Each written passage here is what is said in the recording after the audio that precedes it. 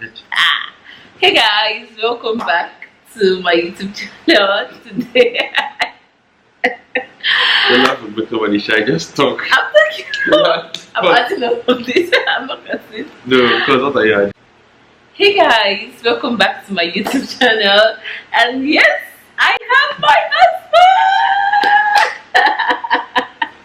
Hi guys. Well, I've been dragged into this. Here I am. I'm here. Did I drag you? It's okay. I'd rather be out of the scenes and just be. He likes low key. Well, not so low key, you guys already know.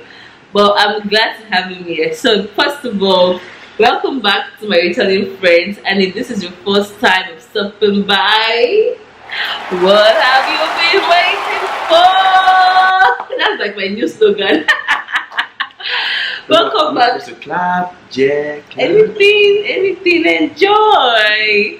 You guys are welcome. And today's a really special edition. You can call it the love edition. I had to make it so very red. I went to go wear my own red. So yeah, we asked some questions on Instagram about relationships.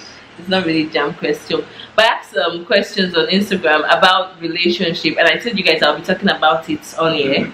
And we would give Mr. ABOTT the opportunity to teach us from his vast knowledge in a lot of stuff. And then yeah, I got a couple of questions, and from people who want to know some things or thing or two about relationship. Yes, and in no particular order, we'll be taking some of these questions. Me, I'm just gonna be listening to him talk. I'll be asking him, and then if I have anything to chip in, I would. So yeah. And the first question says, how to manage conflict in marriage and also maintain the bond without a cliche. Yeah, so how to manage conflict in marriage and also still maintain the bond without a cliche. Conflict and marriage are like this. You know that is like yes. Conflict and marriage are just, they go hand in hand. Yes, it happens like. So how do you manage conflict and marriage? Interestingly, maybe sometimes conflict is even the bond that bonds marriage. When you fight and come back from that fight.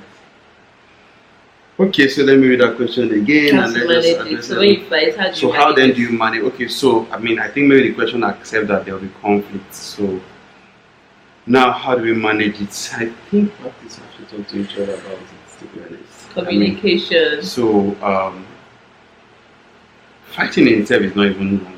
Just how you now manage it. So, my first recommendation or advice would be simply communicate with your partner. Have a sit down, talk about it, and talk about the reasons for the conflict. It's not even unusual. Perhaps you are still pissed off, still angry, still boiling. No rush. I know advice will say, hey, talk about it immediately. But if you need time to cool off, take your time, cool it off. It didn't take too long, because while you're done cooling off, there might be nobody waiting for you. Exactly. So cool off at your own good and best time. And remember, be fair enough to remember there's another party. In fact, as part of cooling off, maybe to just sit your partner down and talk about it, should in case there are some misconceptions you have about the conflict. Or perhaps you are just thinking if your partner has done something intentional, and there could be several other reasons. So we're good to sit down about it, have a talk. Find out exactly reasons why your partner did that. In some cases, it might not be intentional. There might be some misconceptions. There might be some particular reasons, or perhaps the partner is just trying to get to something which you have misread. Yeah. After the communication also too, I think fairness is a very important thing also too. Be fair in your anger, your decision making, your anything, be fair in it. And also what I would like to comment on is still maintain the bond without a cliche. Well, to me, I'll say that always look at it like it is just a misunderstanding. That is what it is. You're gonna go past that stage. This is your marriage, this is your partner for life. For life. The the moment you guys are having that quarrel is just what it is, that moment. You're gonna go past that. You're gonna live with that person forever. You don't you don't want to still always refer back to it. So be open-minded, be ready to forgive and forget. I think in marriage, that's when you really need to apply forgive and forget, because it's not every time you guys have that quarrel that you want to keep, oh, the last time you did this, the last time you said that. So you really want to forgive, and I think that way you still maintain the bond, and then be open. I think what causes, don't keep secrets. My husband always say purge. I always say you purge. I tell you purge. I told you purge. Like, then my husband didn't know how to like tell me things when they happen. Me, I'm the kind of person that why something is happening, I'm telling my husband, oh, I'm talking to this person, I'm giving my husband update, I'm going here, I'm doing this, you understand? But I think, yes, I think when you are always that open, the bond will always, still be there. Communicate, learn to forgive easily, and that way conflict will be contained. Let me add one thing. I think another thing to remember is that even though you guys have a fight, but your bond still remains the same. I mean, couple, you guys have a relationship, whether they're still dating, or you guys are still coupled if you are married. So that knowledge in itself should help you maintain your conflict resolution.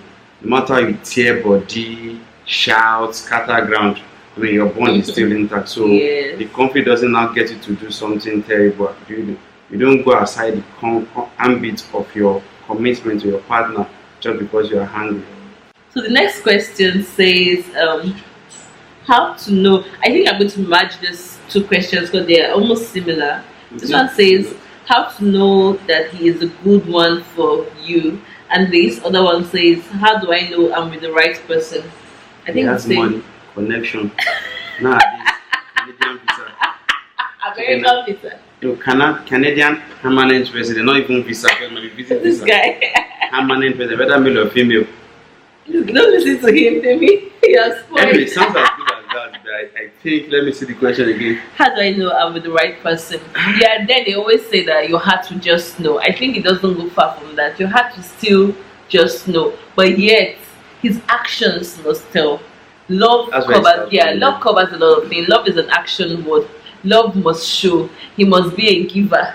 He must listen to all your needs. He must be ready to stand by you. Now, there's a... Jesus. Yes. Giver. Listen to all your needs. Okay, hold on. Love is giving. The Bible have said it. No, wait, babes. Love is giving. But why should he attend to all? Listen. No, I said he should listen. I didn't say he should attend. No, I said he should listen to all your needs. Yeah. So he should listen to all your needs. He definitely, he can't even. Baby, you can't even give me everything I want. Like, I want $1 million right now.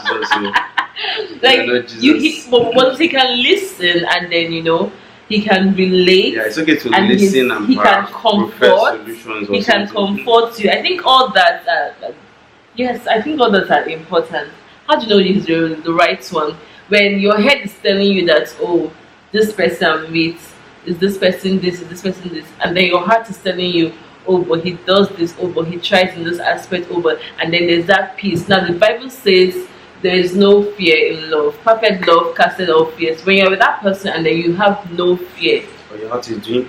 Yes, you don't have all of that. I think you know that way that you're with the right person. And then when his beliefs, his actions, his perspective, his opinions about life and everything kind of like balances at a point. You guys don't have to be 100%, on the same level, like agree to everything, but his beliefs, they kind of like relate to yours, and then they make sense, and then you guys can find a balance to many aspects and issues about life that you guys talk about. Random questions. Oh, what do you think about this in 5 years time? Oh, how do you see this family if we had to make a family? I think all those things must all balance for you to know that yes, this is the right person for me. Now, the physical appearance and everything are good. The physical attractions, the physical everything, him being comfortable, if you want a guy that is rich, all those are good. But trust me, it goes beyond that. You also want someone that his actions, his character, yeah, on both sides. Oh yeah, you want a beautiful lady. It's all good. It's good. There are good things to look out for in a partner. All those things help you put your on the scale and say, oh yeah, is this person the right one for me? I think all my darlings, all those are good. So that way, and then when your heart is at peace, my darling, when your heart is at peace, when there's no fear in love, and then you really love that guy, head over heels in love with that guy. I'll take you from that same piece. How did you know I was the right person for you? So let me take it from that same piece, which is what some other folks will ask me that, okay, so how did you know she's the right person for you? I remember when we were all dating, sometimes you're even dating somebody some other person is at a different level of conversation or negotiation with that same person. But And that guy is at that toasting time when I think you realize it's the person and you close all transactions to focus, I think it is the feeling of there's this oneness that comes with that peace. Or to define that peace we talk about, you begin to feel that this person is willing or can go all out for me just the same way I can go all out for the person.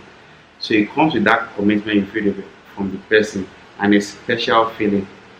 Do you get? I mean, amidst crowd, the way the person treats you the will be butterfly. different. Do you understand? I mean, if everybody's body just on a high level, yours is deeper, it goes furthermore. He remembers things you tell him, little things like that. He deeply cares about conversations you guys have had and watches out for you. So that gives you an insight that okay, this person likes me beyond just the face value of seeing individuals and interested in more.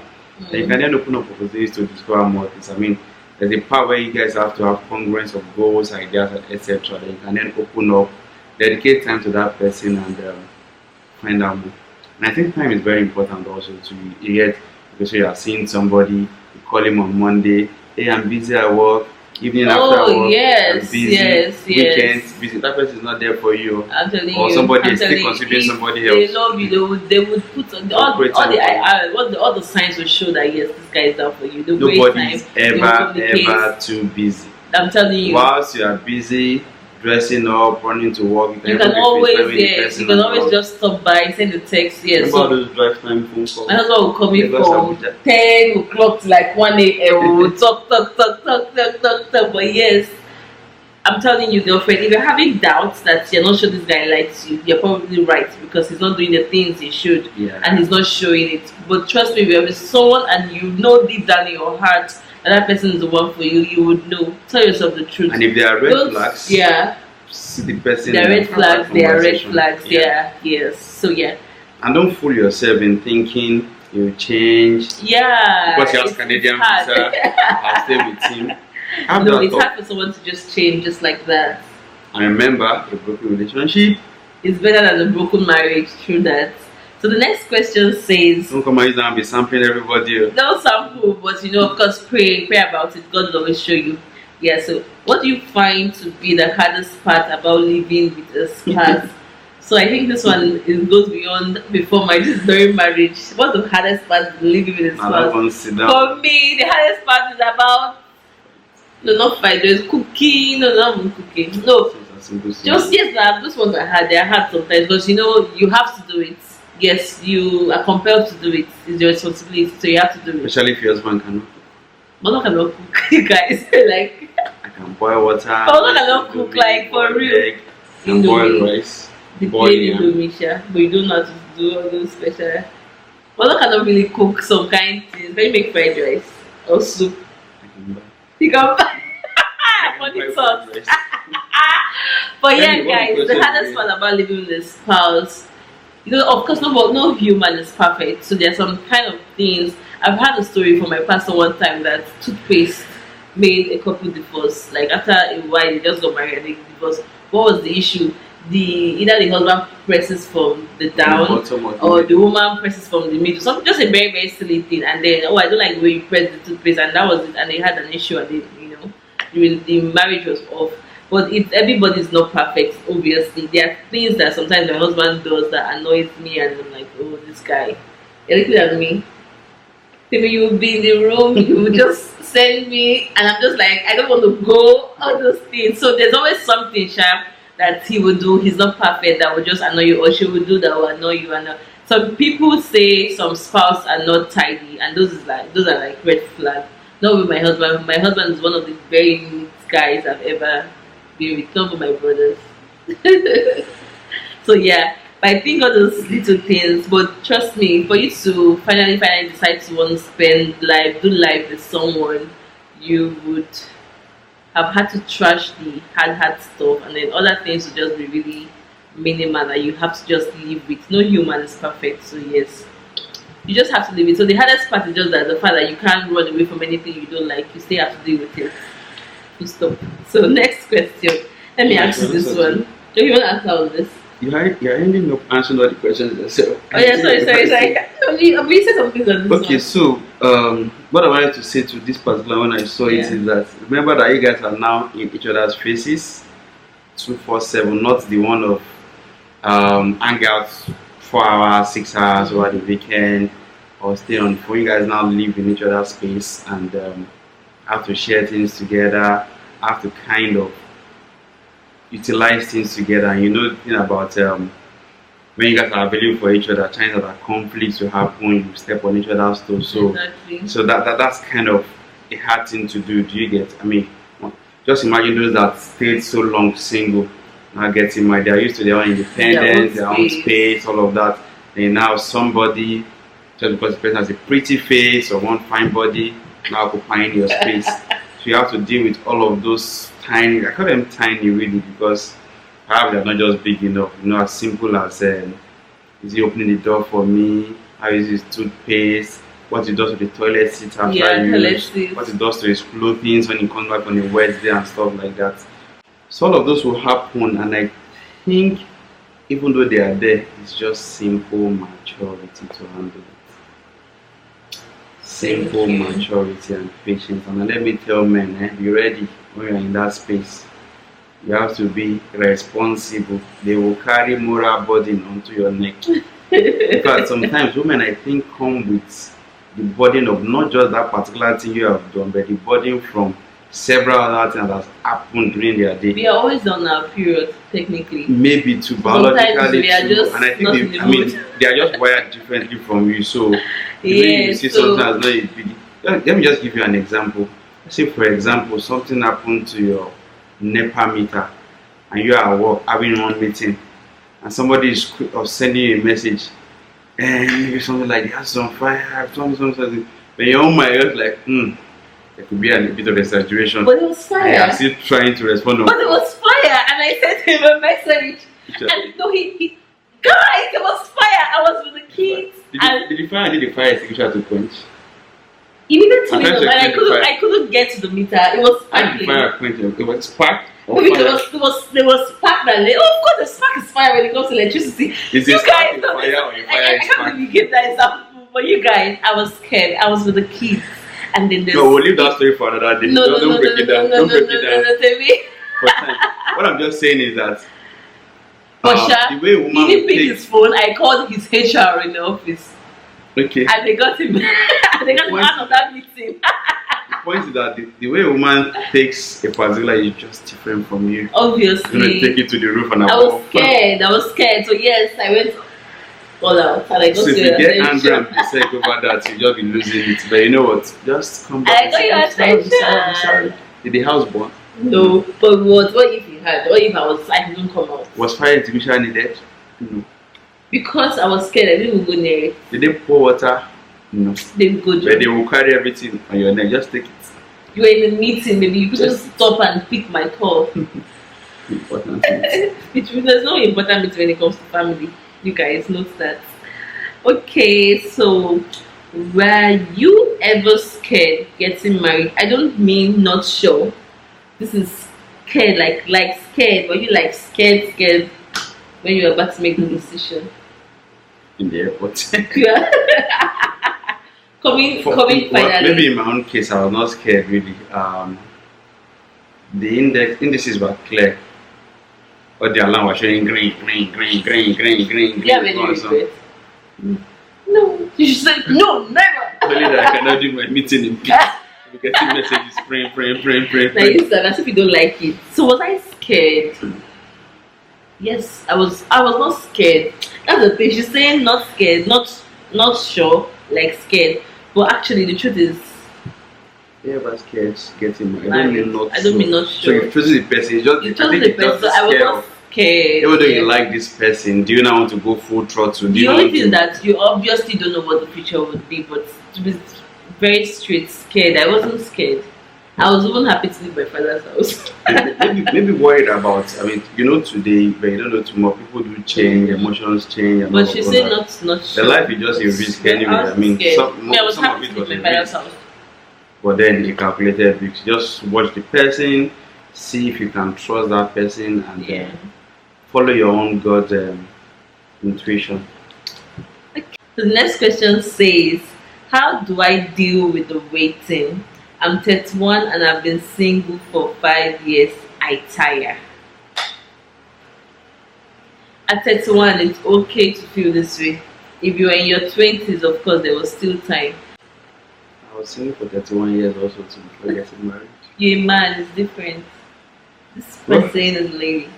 okay, how do I deal with the waiting? I'm 31 and I've been single for 5 years. Anyway, age is just a number to start with, so let's demystify the number 31. We're talking about singleness. I think the thing with long duration of being single is that thought of thinking, being left out, thinking, will I get somebody that might lead to some form of desperation? And maybe that's the catch I want to just address. But rather than the thought is innocent and it's actually true. I mean, we perhaps might all get into, perhaps maybe I was even in that stage sometime before. Maybe plan to marry at age 28, it didn't happen until 3 years later. But the lesson I learned is that yeah, I showed some desperation and I was hot. So you get, I mean, some users will just take you for a ride. By thinking, instead of letting that burden you so much, it's just better to keep living your life, look for an interest, keep following it. Chances are that in that your interest, I know you show so much passion in what interests you. Chances are that perhaps whilst pursuing your interest, showing that passion, you get somebody of similar interest and passion along your way. And that passion is stronger than any other physical attraction. And that might be the nexus that you just need. So, what really less about being single? Catch up with friends, whether they are single or married, but if they're ready to mingle, go out, have fun. Whilst you are going out with even married couples, you can meet. I mean, you just get to meet somebody from them, from another source or whatever. But keep living life. Don't sit down at home and talk about it. Go out, live that life. It happens for us at different ages. I've seen some married at 26, and I'm no longer now. I've seen some married at 45, and are doing very well. So, guys of the number, keep living your life. Well, for me to come up from the other angle, my darling, spread your tentacles. I'm telling you, tell your friends. Don't dating sites? Not really, I don't really trust those things. I don't even believe in matchmaking too. Just it happens. I have a very good friend, like my sister that I hooked up and they are married. They happily married. I can call names because they're happily married, and I'm always happy to say, oh, they met me, and my other friends met us during our wedding. You know, that kind of thing. So they met each other. Yes, and then it really did go out well. So you understand, spread the tentacles. Tell your good friends about it. Oh, I'm single. Hook me up. Because so I think one thing that happens most times is that some people just see a lady, they just think that, oh, this lady looks too good, she must be in a relationship. And then when you tell someone I'm single, they'll be like, single, you fine girl. I don't believe you. Yes, fine girls are never single. Like, they'll say, oh, I don't believe you're single. So yeah, go out more, keep slaying, like slay so hard that you become physically attractive. Men feed their eyes, like women feed their ears, men feed their eyes. They like after what they feeding see. The eyes, we feed on something else. Yeah, the one that know food. What kind of food? Huh? What do you feed on? Feeding the eye, then you need to feed. I mean, the eye just attracts you. You need to feed on this. Sure. But yeah, so we need. So if I don't see anything there, but for this stage, we need her to get. That's fine. We need her to get to meet people. So let people know, hang out more. Let your friends know, oh, I'm single. If you have a fine brother or a fine friend, hook me up. My dear, there's no shame in that. You never can tell what means God is going to use to bring that right person to you. Then hope your page is not private on Instagram. Comments, intelligent comments, people have made through Twitter, Instagram. Just be open to it. And then if I'm just saying, some ladies set too much of standard, my guy must be this, my guy must be this, my guy must be this, my guy. I think if you have such a list, I think you should hold on such list and just be open-minded that God lead me to someone that is going to be the end of this being single. And then while you are still single, have fun, because the moment that guy knocks you down, he owns you. You can't do anything again without his permission. Though. You can't go clubbing with your friends again. You can't do anything without his permission. Anyway, just remember, happiness. So have fun while being single. single for now, and yes. The next question, which is our last question, yay, Mr. Abbott, what's the biggest deal breaker you would advise single people to avoid? Avoid what? Deal breakers are unique, Exactly. because what They works for A yeah, may not work for B. true that. Some people are even okay with cheating. Eh? Just maybe. I'll kill that.